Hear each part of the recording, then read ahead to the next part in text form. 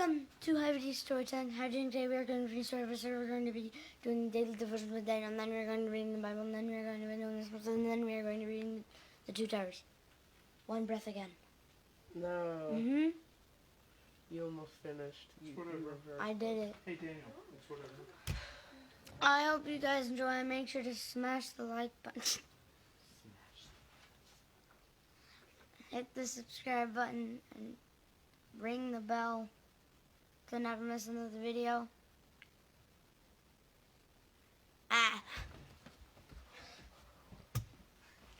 I think he just ran off.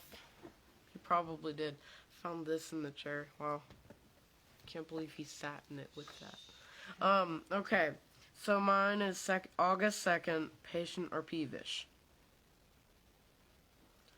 The Lord said, "Is it right for you to be angry?"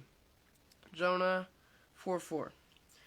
There once was a Chicago murder suspect who attacked his own attorney.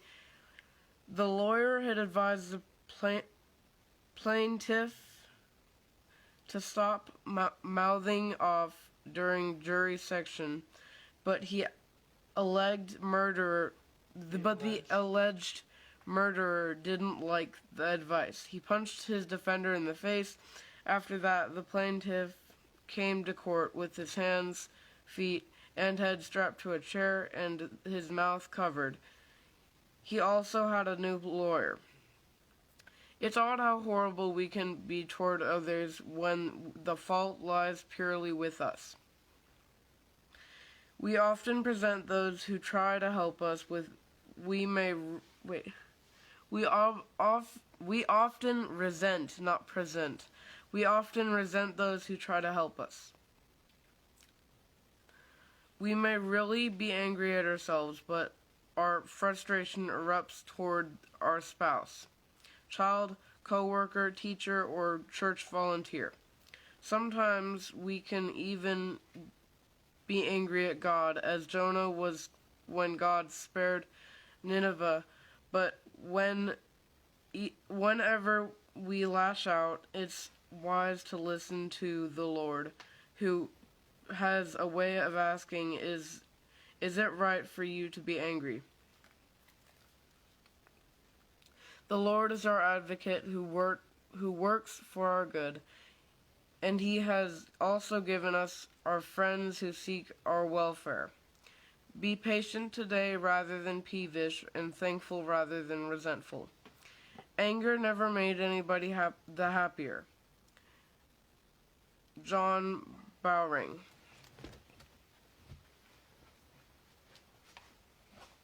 Daddy is back. He's also from. Hi, how are you? We are on 2 Samuel chapter 11. A very well-known and tragic chapter in the life of David. So, this is the English Standard Version. Let me begin.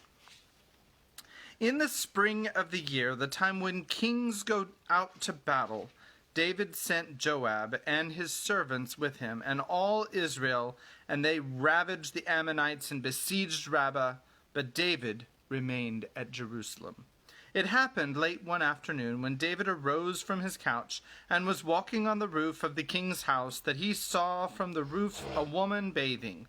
And the woman was very beautiful. And David sent and inquired about the woman. And one said, "Is not this Bathsheba, the daughter of Eliam, the wife of Uriah the Hittite?" So David sent messengers and took her, and she came to him, and he lay with her. Now she had been purifying herself from her uncleanness. Then she returned to her house, and the woman conceived, and she sent and told David, "I am pregnant." So David sent word to Joab, "Send me Uriah the Hittite." And Joab sent Uriah to David. When Uriah came to him, David asked how Joab was doing, and how the people were doing, and how the war was going. Then David said to Uriah, "Go down to your house and wash your feet." And Uriah went out of the king's house, and there followed him a present from the king. And there followed him a present from the king. But Uriah slept at the door of the king's house with all the servants of his lord, and did not go down to his house. When they told David, Uriah did not go down to his house. David said to Uriah, "Have you not come from a journey? Why did you not go down to your house?" Uriah said to David, "The ark and Israel and Judah dwell in booths, and my lord Joab and the servants of my lord are camping in the open field. Shall I then go to my house to eat and to drink and to lie with my wife? As you live and as your soul lives, I will not do this thing." Then David said to Uriah, "Remain here today also, and tomorrow I will send you back." So Uriah remained in Jerusalem that day and the next, and David invited him, and he ate in his presence and drank, so that he made him drunk. And in the evening he went out to lie on the couch with the servants of his lord, but he did not go down to his house. In the morning David wrote a letter to Joab and sent it by the hand of Uriah. In the letter he wrote, "Set Uriah in the forefront of the hardest fighting, and then draw back from him, that he may be struck down and die." And as Joab was besieging the city, he assigned Uriah to the place where he knew there were valiant men, and the men of the city came out and fought with Joab, and some of the servants of David among the people fell. Uriah the Hittite also died. Then Joab sent and told David all the news about the fighting, and he instructed the messenger, "When you have finished telling all the news about the fighting to the king, then if the king's anger rises, and if he says to you, 'Why did you go so near the city to fight? Did you not know that they would shoot from the wall? Who killed Abimelech, the son of Jerubbesheth? Did not a woman cast an upper millstone on him from the wall, so that he died at Thebez? Why did you go so near the wall? Then you shall say, Your servant Uriah the Hittite is dead also." So the messenger went and came and told David all that Joab had sent him to tell. The messenger said to David, "The men gained an advantage over us and came out against us in the field, but we drove them back to the entrance of the gate. Then the archers shot at your servant from the wall. Some of the king's servants are dead, and your servant Uriah the Hittite is dead also." David said to the messenger, "Thus shall you say to Joab, 'Do not let this matter displease you, for the sword devours now one and now another. Strengthen your attack against the city and overthrow it,' and encourage him." When the wife of Uriah heard that Uriah her husband was dead, she lamented over her husband. And when the mourning was over, David sent and brought her to his house, and she became his wife and bore him a son. But the thing that David had done displeased the Lord. And that is the end of chapter 11, and we will have to see how it turns out tomorrow when we read chapter 12, and really the rest of the book has a lot of ramifications of what happened in chapter 11. So, hi Dad! I see it on the screen. Okay, so we are in The Two Towers, book 4, actually, and we did the taming of Smeagol, where they tied him up, and then he said, "No, I can't have the rope around me," and so they made him promise, he promised, and so something. Then they went to the marshes, and basically, there were these marshes, and there's this really great picture of the marshes, too, and they're walking through them, and A giant fish jumps out. That's exactly right. A giant fish jumps out and eats Smeagol, and they don't have to worry about Smeagol again, but they also can't find Mordor, and so they just wander around aimlessly until they die. And that's the end of the story. And here's Kimberly to say how it really happened. How they really died.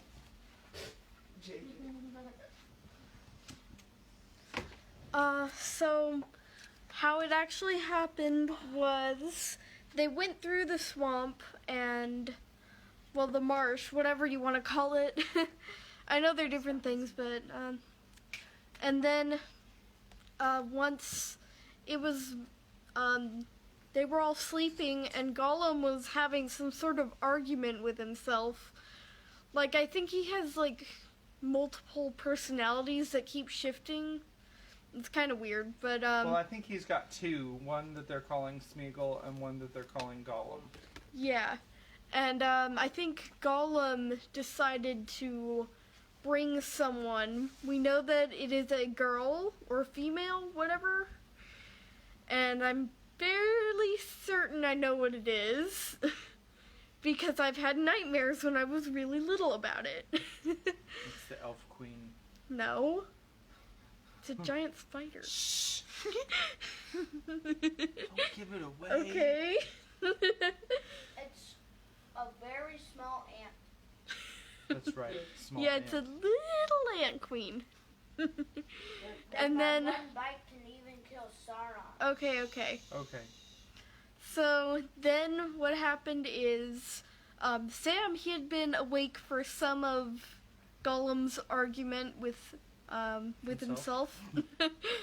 And he decided not to tell him that he was awake during it, and I guess Smeagol said, yeah, I'm gonna kill the Sam hobbitses, but the Frodo hobbitses is nice to Smeagol.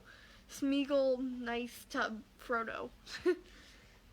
And then Gollum was like, but we hates the Bagginses! We hates them! But during our thing yesterday, I drew this. And I have an app on my phone that Becca gave me. And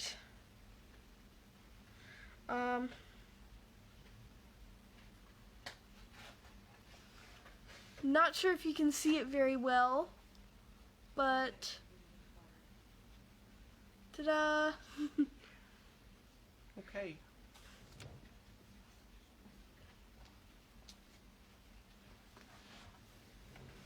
Howdy again. So, we are on Chapter 3, The Black Gate is Closed. So, if everyone will settle down a little bit, will begin. Before the next day dawned, their journey to Mordor was over. The marshes and the desert were behind them. Before them, darkling against a pallid sky, the great mountains reared their threatening heads. Upon the west of Mordor marched the gloomy range of Efelduath, the mountains of shadow, and upon the north the broken peaks and barren ridges of Ered Lethuai, gray as ash. But as these ranges approached one another, being indeed but parts of one great wall about the mournful plains of Lithlad and of Gorgoroth, and the bitter inland sea of Nirnin amidmost, they swung out long arms northward, and between these arms there was a deep defile. This was Cirith Gorgor, the haunted pass, the entrance to the land of the enemy. Are we good? No. Sorry, this pause brought to you by... Alright, lost my place. The entrance to the land of the enemy. High cliffs lowered upon either side and thrust forward from its mouth were two sheer hills, black-boned and bare. Upon them stood the teeth of Mordor, two towers, strong and tall. In days long past they were built by the men of Gondor in their pride and power after the overthrow of Sauron and his flight, lest he should seek to return to his old realm. But the strength of Gondor failed, and men slept, and for long years the towers stood empty. Then Sauron returned. Now the watchtowers, which had fallen into decay, were repaired, and filled with arms, and garrisoned with ceaseless vigilance. Stony-faced they were, with dark window holes staring north and east and west, and each window was full of sleepless eyes. Across the mouth of the pass, from cliff to cliff, the Dark Lord had built a rampart of stone. In it there was a single gate of iron, and upon its battlement sentinels paced unceasingly. Beneath the hills on either side, the rock was bored into 100 caves and maggot holes. There a host of orcs lurked, ready at a signal to issue forth like black ants going to war.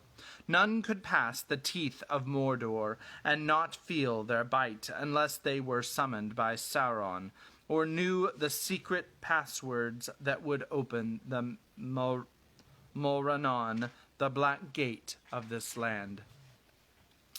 The two hobbits gazed at the towers and the wall in despair. Even from a distance they could see in the dim light the movement of the black guards upon the wall and the patrols before the gate. They lay now peering over the edge of a rocky hollow beneath the outstretched shadow of the northmost buttress of Ethel Duath. Winging the heavy air in a straight flight, a crow, maybe, would have flown but a furlong from their hiding place to the black summit of the nearer tower. A faint smoke curled above it, as if fire smoldered in the hill beneath. Day came, and the fallow sun blinked over the lifeless ridges of Ered Lethuai. Then, suddenly, the cry of brazen-throated trumpets was heard. From the watchtowers they blared, and far away, from hidden holds and outposts in the hills, came answering calls, and further still, remote but deep and ominous, there echoed in the hollow land beyond the mighty horns and drums of Barad-dûr. Another dreadful day of fear and toil had come to Mordor. And the night guards were summoned to their dungeons and deep halls, and the day guards, evil-eyed and fell, were marching to their posts. Steel gleamed dimly on the battle-moor. "Well, here we are," said Sam. "Here's the gate, and it looks to me as if that's about as far as we are ever going to get. My word, but the gaffer would have a thing or two to say if he saw me now. Often said I'd come to a bad end. If I didn't watch my step, he did. But now I don't suppose I'll ever see the old fellow again. He'll miss his chance if I told ye so, Sam. More's the pity. He could go on telling me as long as he's got breath, if only I could see his old face again. But I'd have to get a wash first, or he wouldn't know me. I suppose it's no good asking. What do we do now? We can't go further unless we want to ask the orcs for a lift." No, said Gollum. "No use. We can't go further. Smeagol said so. He said, we'll go to the gate and then we'll see. And we do see. Oh, yes, my precious. We do see. Smeagol knew hobbits could not go this way. Oh, yes, Smeagol knew." "Then what plague did you bring us here for?" said Sam, not feeling in the mood to be just or reasonable. "Master said so. Master says, bring us to the gate. So good Smeagol does so. Master said so. Wise master." "I did," said Frodo. His face was grim and set, but resolute. He was filthy, haggard, and pinched with weariness, but he cowered no longer, and his eyes were clear. "I said so because I purpose to enter Mordor, and I know no other way. Therefore I shall go this way. I do not ask anyone to go with me." No, master," wailed Gollum, pawing at him, and seeming in great distress. "No use that way, no use. Don't take the precious to him. He'll eat us all if he gets it. Eat all the world. Keep it, nice master, and be kind to Smeagol. Do not let him have it, or go away. Go to nice places and give it back to little Smeagol.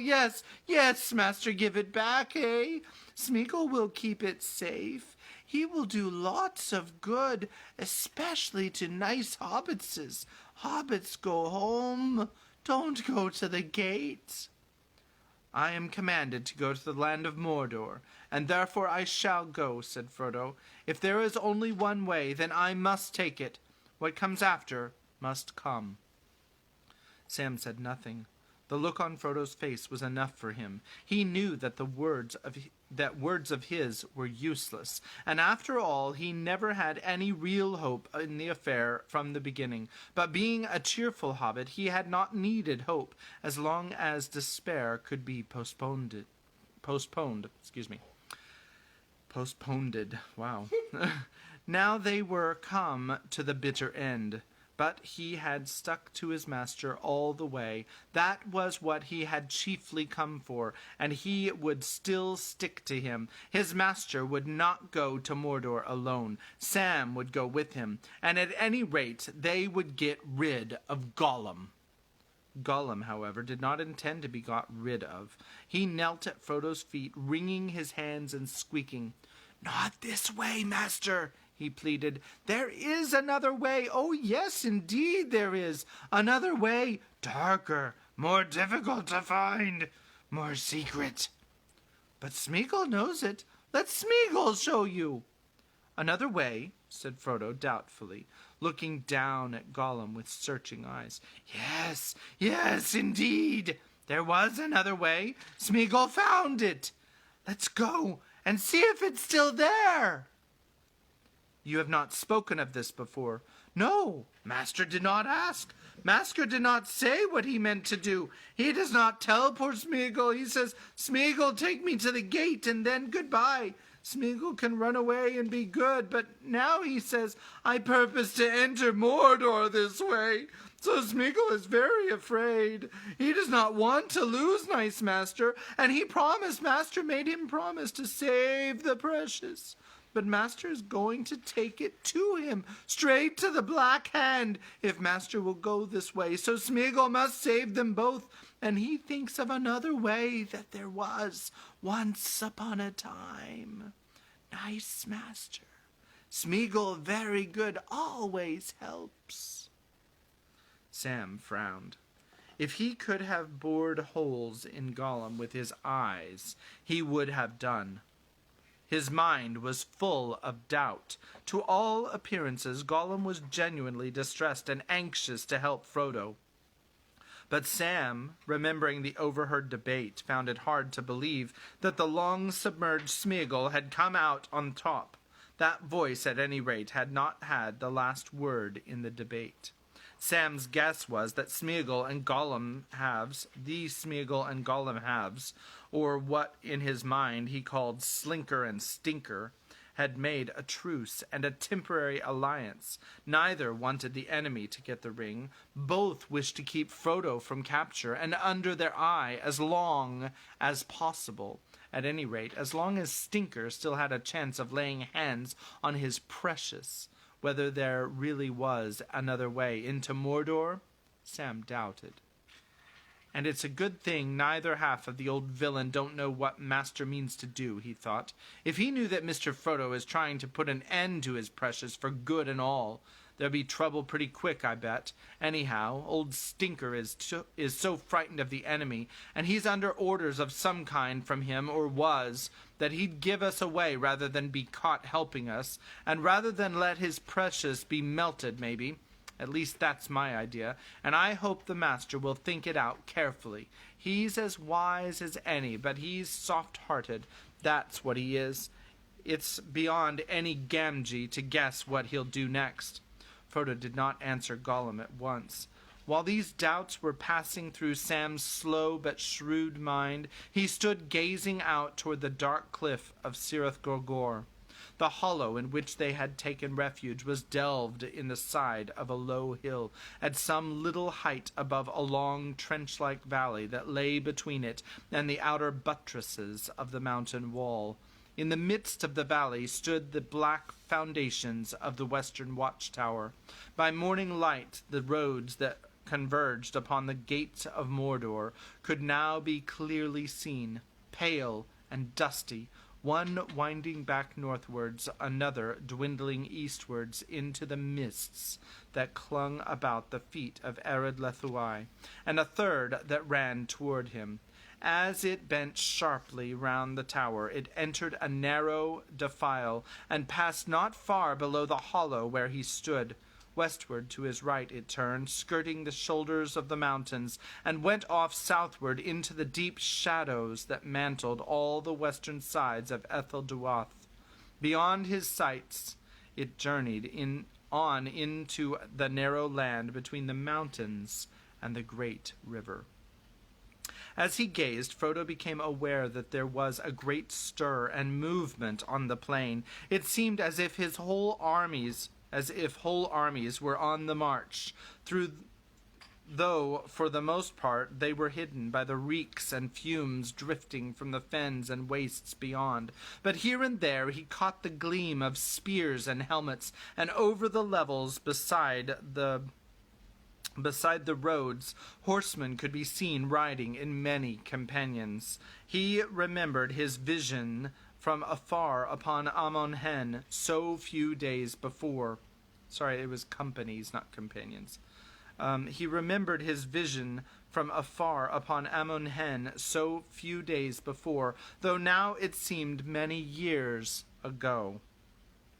Then he knew that the hope that had for one wild moment stirred in his heart was vain. The trumpets had not rung in challenge, but in greeting. This was no assault upon the Dark Lord by the men of Gondor, risen like avenging ghosts from the graves of Valor long passed away. These were men of other race, out of the wide Eastlands, gathering to the summons of their overlord, armies that had encamped before the gate by night and now marched in to swell his mounting power, as if suddenly made fully aware of the peril of their position, alone in the growing light of day, so near to this vast menace. Frodo quickly drew his final grey hood close upon his head, and his frail grey hood. Did I say final? Yeah. His frail grey hood close upon his head, and stepped down into the dell. Then he turned to Gollum. "Smeagol," he said, "I will trust you once more. Indeed, it seems that I must do so, and that it is my fate to receive help from you, where I least looked for it, and your fate to help me, whom you long pursued with evil purpose. So far you have deserved well of me, and have kept your promise truly. Truly, I say and mean," he added with a glance at Sam, "for twice now he has been in your power, and you have done no harm to us, nor have you tried to take from me what you once sought. May the third time prove the best. But I warn you, Smeagol, you are in danger." "Hi, Rebecca! You got 100 on your quiz, that's great." Yes, master," said Gollum. "Dreadful danger. Smeagol's bones shake to think of it, but he doesn't run away. He must help, nice master." "I did not mean the danger that we all share," said Frodo. "I mean a danger to yourself alone. You swore a promise by what you call the precious. Remember that. It will hold you to it, but it will seek a way to twist it to your own undoing. Already you are being twisted. You revealed yourself to me just now foolishly. Give it back to Smeagol, you said. Do not say that again. Do not let that thought grow in you. You will never get it back, but the desire of it may betray you to a bitter end. You will never get it back. In the last need, Smeagol, I should put on the precious, and the precious mastered you long ago. If I, wearing it, were to command you, you would obey, even if it were to leap from a precipice or to cast yourself into the fire, and such would be my command. So have a care, Smeagol." Sam looked at his master with approval, but also with surprise. There was a look in his face and a tone in his voice that he had not known before. It had always been a notion of his that the kindness of dear Mr. Frodo was of such a high degree that it must imply a fair measure of blindness.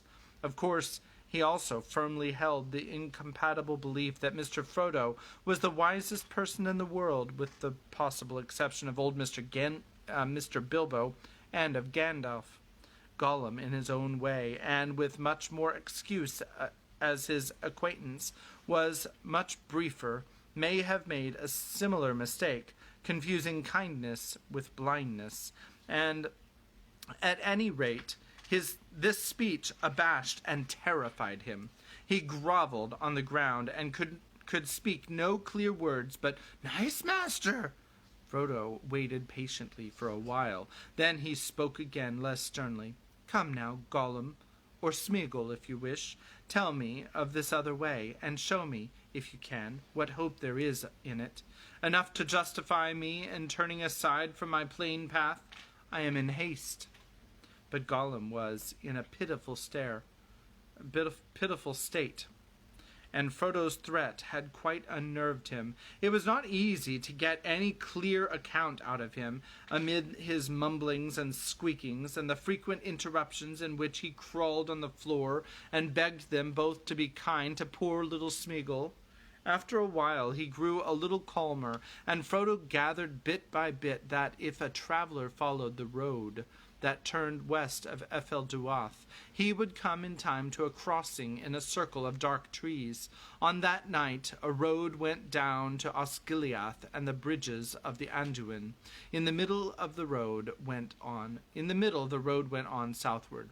On, said Gollum. "We never went that way, but they say it goes 100 leagues until you can see the great water that is never still. There are lots of fishes there, and big birds eat fishes. Nice birds, but we never went there. Alas, no, we never had the chance. And further still there are more lands, they say, but the yellow face is very hot there, and there are seldom any clouds, and the men are fierce and have dark faces. We do not want to see that land." "No," said Frodo, "but do not wander from your road. What of the third turning?" "Oh, yes, there is a third way," said Gollum. "That is the road to the left. At once it begins to climb up, winding and climbing back toward the tall shadows. When it turns round the black rock, you'll see it. Suddenly you'll see it above you, and you'll want to hide. See it? What will you see? The old fortress. Very old, very horrible now. We used to hear tales from the south when Smeagol was young, long ago.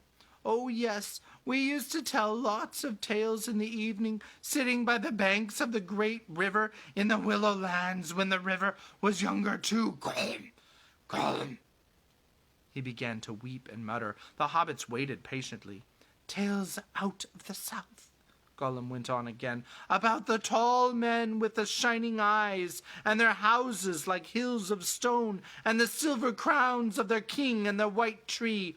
Wonderful tales. They built very tall towers, and one they raised was silver white, and in it there was a stone like the moon, and round it were great white walls. Oh, yes, there were many tales about the Tower of the Moon." "That would be Minas Ithil, that Isildur, the son of Elendil, built," said Frodo. "It was Isildur who cut off the finger of the enemy." "Yes, he has only 4 on the black hand, but they are enough," said Gollum, shuddering. "And he hated Isildur's city." What does he not hate?" said Frodo. "But what has the Tower of the Moon to do with us?" "Well, master, there it was, and there it is, the tall tower, and the white houses, and the wall, but not nice now, not beautiful. He conquered it long ago.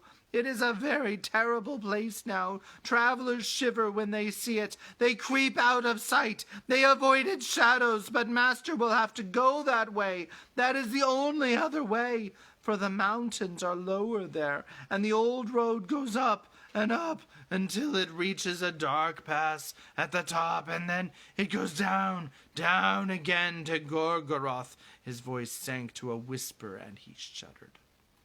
"But how will that help us?" asked Sam. "Surely the enemy knows all about his own mountains, and that road will be guarded as close as this. The tower isn't empty, is it?" "Oh, no, Not empty, whispered Gollum. It seems empty, but it isn't. Oh, no, very dreadful things live there. Orcs, yes, always orcs, but worse things live there too. The road climbs right under the shadow of the walls and passes the gate. Nothing moves on the road that they don't know about. The things inside know, the silent watchers. So that's your advice, is it, said Sam, that we should go another long march south to find ourselves in the same fix or a worse one, when we get there, if we ever do. No, indeed, said Gollum. Hobbits must try to understand. He does not expect attack that way. His eye is all around, but it attends more to some places than to others. He can't see everything all at once. Not yet.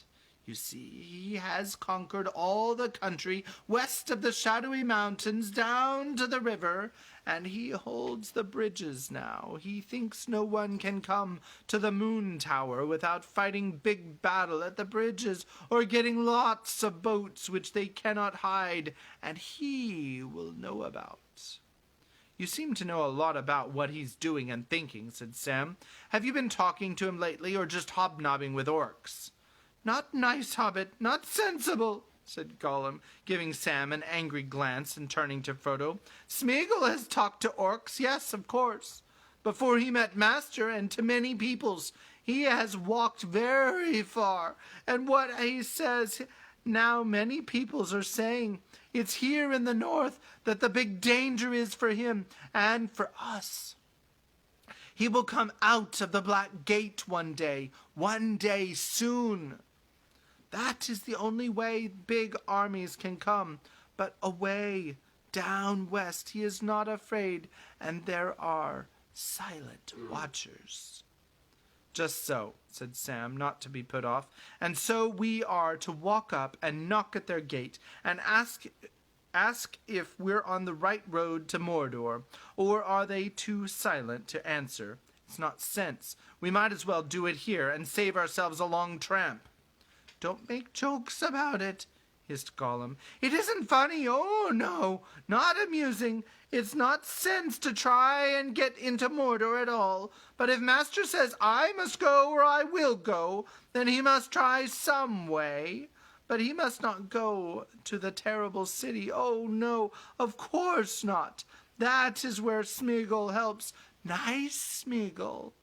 Though no one tells him what it is all about. Smeagol helps again. He founds it. He knows it. What did you find? Asked Frodo. Gollum crouched down, and his voice sank to a whisper again.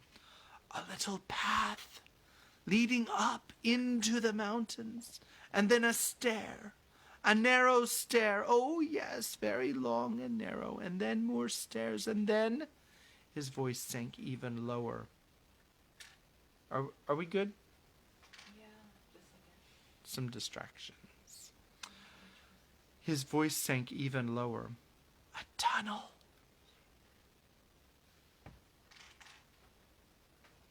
A dark tunnel. And at last, a little cleft and a path high above the main pass. It was this that Smeagol got out. It was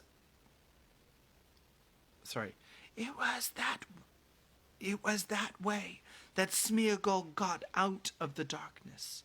But it was years ago. The path must have vanished now, but perhaps not. Perhaps not.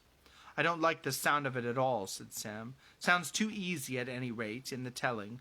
If that path is still there, it'll be guarded too. Wasn't it guarded, Gollum? As he said this, he caught, or fancied he caught, a green gleam in Gollum's eye. Gollum muttered, but did not reply. Is it not guarded? Asked Frodo sternly. And did you escape out of the darkness, Smeagol? Were you not rather permitted to depart upon an errand? That, at least, is what Aragorn thought, who found you by the dead marshes some years ago. It's a lie, hissed Gollum. and an evil light came into his eyes at the naming of Aragorn. "He lied on me. Yes, he did. I did escape by all my poor self.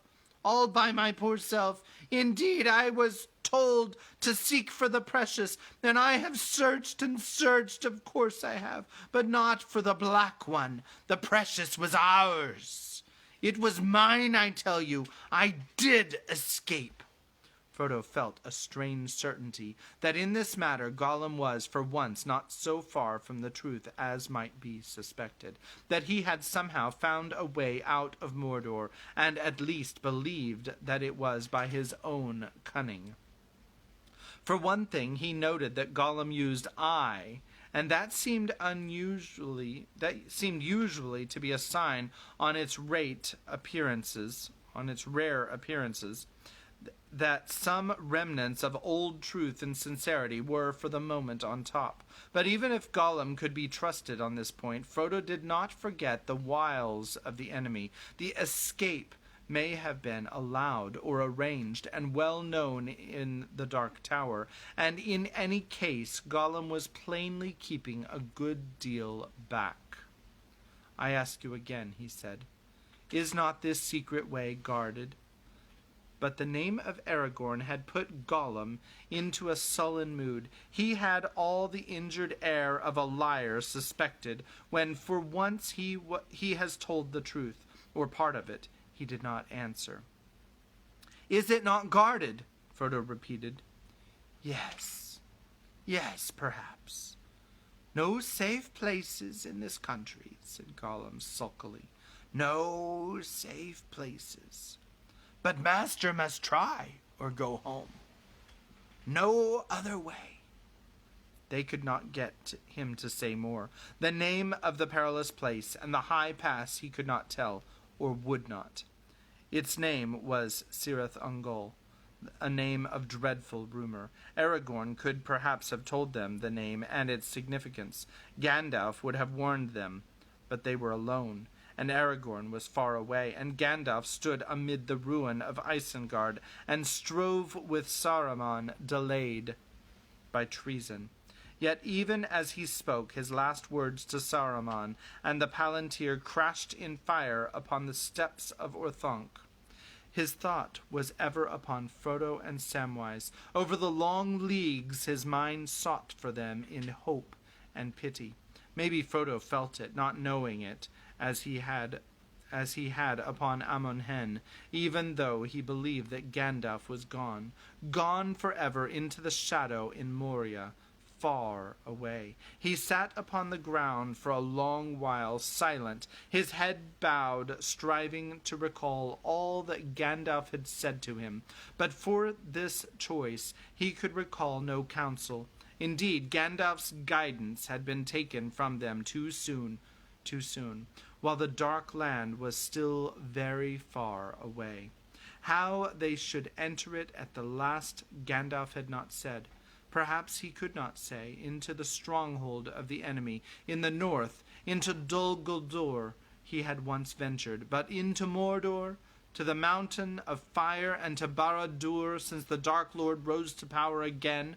Had he ever journeyed there? Frodo did not think so, and here he was, a little halfling from the Shire, a simple hobbit of the quiet countryside, expected to find a way where the great ones could not go, or dared not go. It was an evil fate, but he had taken it on himself in his own sitting room in the far-off spring of another year, so remote now that it was like a chapter in a story of the world's youth, when the trees of silver and gold were still in bloom. That was an evil choice. Which way should he choose? And if both led to terror and death, what good lay in choice? The day drew on. A deep silence fell upon the little grey hollow where they lay, so near to the borders of the land of fear, a silence that could be felt, as if it were a thick veil that cut them off from all the world about them. Above them there was a dome of pale sky, barred with fleeting smoke, but it seemed high and far away, as if seen through great deeps of air heavy with brooding thought.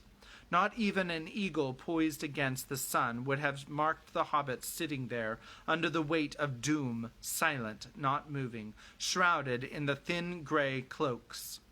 For a moment he might have paused to consider Gollum, a tiny figure sprawling on the ground. There perhaps lay the famished skeleton of some child of men, its ragged garments still clinging to it, its long arms and legs almost bone-white and bone-thin, no flesh worth a peck. Frodo's head was bowed over his knees, but Sam leaned back with hands behind his head, staring out of his hood at the empty sky. At least for a long while it was empty. Then presently Sam thought he saw a dark bird-like figure wheel into a circle of his sight, and hover, and then wheel away again. 2 more followed, and then a 4th. They were very small to look at, and yet he knew somehow that they were huge, with a vast stretch of pinion, flying at a great height. He covered his eyes and bent forward, cowering. The same warning fear was on him as he had felt in the presence of the Black Riders, the helpless horror that had come with the cry in the wind and the shadow on the moon. Though now it was not so crushing or compelling, the menace was more remote. But menace it was. Frodo felt it too. His thought was broken. He stirred and shivered, but he did not look up. Gollum huddled himself together like a cornered spider. The winged shapes wheeled and stooped swiftly down, speeding back to Mordor. Sam took a deep breath. "The riders are about again, up in the air," he said in a hoarse whisper. "I saw them. Do you think they could see us? They were very high up. And they are Black Riders, same as before. Then they can't see much by daylight, can they?" "No, perhaps not," said Frodo. "But their steeds could see, and these winged creatures that they ride on now, they can probably see more than any other creature. They are like great carrion birds. They are looking for something. The enemy is on the watch, I fear." The feeling of dread passed, but the enfolding silence was broken. For some time they had been cut off from the world, as in an invisible island. Now they were laid bare again. Peril had returned, but still Frodo did not speak to Gollum or make his choice. His eyes were closed as if he were dreaming or looking inward into his heart and memory. At last he stirred and stood up, and it seemed that he was about to speak and to decide. "But hark," he said, "what is that?" A new fear was upon them. They heard singing and hoarse shouting. At first it seemed a long way off, but it drew nearer, and it was coming toward them. It leapt into all their minds that the Black Wings had spied them and had sent armed soldiers to seize them. No speed seemed too great for these terrible servants of Sauron. They crouched, listening. The voices and clink of weapons and harness were very close. Frodo and Sam loosed their small swords in their sheaths. Flight was impossible. Gollum rose slowly and crawled insect-like to the lip of the hollow. Very cautiously he raised himself inch by inch until he could peer over it between 2 broken points of stone. He remained there without moving for some time, making no sound. Presently the voices began to recede again, and then they slowly faded away. Far off a horn blew on the ramparts of the Mount of the Morannon. Then quietly Gollum drew back and slipped down into the hollow. "More men going to Mordor," he said in a low voice. "Dark faces. We have not seen men like these before. No, Smeagol has not. They are fierce. They have black eyes and long black hair and gold rings in their ears. Yes, lots of beautiful gold, and some have red paint on their cheeks and red cloaks, and their flags are red, and their tips of their spears, and they have round shields, yellow and black with big spikes. Not nice, very cruel, wicked men they look. Almost as bad as orcs, and much bigger. Smeagol thinks they have come out of the south, beyond the great river's end. They came up that road. They have passed on to the Black Gate, but more may follow. Always more people coming to Mordor. One day all the peoples will be inside. Were there any Oliphants? Asked Sam, forgetting his fear in his eagerness for news of strange places. No. No Oliphants? What are Oliphants? Sam stood up, putting his hands behind his back, as he always did when speaking poetry, and began. Gray as a mouse, big as a house, nose like a snake, I make the earth shake. As I tramp through the grass, trees crack as I pass. With horns in my mouth, I walk in the south. Flapping big ears beyond count of years, I stump round and round, never lie on the ground, not even to die. Olifant am I, biggest of all, huge, old, and tall. If ever you'd met me, you wouldn't forget me. If you never do, you won't think I'm true. But old Olifant am I, and I never lie. That, said Sam when he had finished reciting, that's a rhyme we have in the Shire. Nonsense, maybe, and maybe not. But we have our tales, too, and news out of the south, you know. In the old days, hobbits used to go on their travels now and again, not that many ever came back, and not that all they said was believed. News from Bree, and not sure as Shire folk, as the sayings go, Shire talk, as the sayings go, but I've heard tales of the big folk down away in the Sunlands, Sweartings we call them in our old tales, and they ride on Olifants, 'tis said, when they fight. They put houses and towers on the Olifants' backs, and the Olifants throw rocks and trees at one another. So when you said men out of the south, all in red and gold, I said, were there any Olifants? For if there was, I was going to take a look, risk or no. But now I don't suppose I'll ever see an Olifant. Maybe there ain't no such a beast, he sighed. No Olifants, said Gollum again. Smeagol has not heard of them. He does not want to see them. He does not want them to be. Smeagol wants to go away from here and hide somewhere safer. Smeagol wants Master to go. Nice Master, won't he come with Smeagol? Frodo stood up. He had laughed in the midst of all his cares when Sam trotted out of the old fireside rhyme of Olifant, and the laugh had released him from his hesitation. I wish we had 1,000 Olifants with Gandalf on White One at their head, he said. Then we'd break a way into this evil land, perhaps. But we've not. Just our own tired legs, that's all. Well, Smeagol, the third turn may turn the best. I will come with you. Good Master, wise Master, nice Master, cried Gollum, in delight, patting Frodo's knees. Good Master, then rest now, nice hobbitses, under the shadow of the stones, close under the stones. Rest and lie quiet till the yellow face goes away.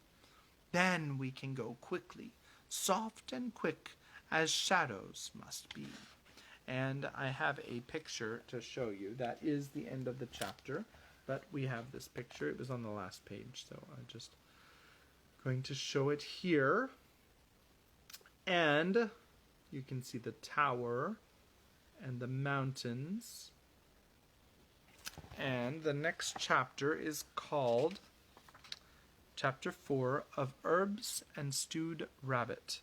And I hope that you are enjoying the story thus far. I'm sorry that Rebecca was a little late getting started, so it's probably gonna cut out while I'm reading, but if you go back to the beginning, I haven't posted on YouTube in a while, so hopefully I get caught up in that soon also.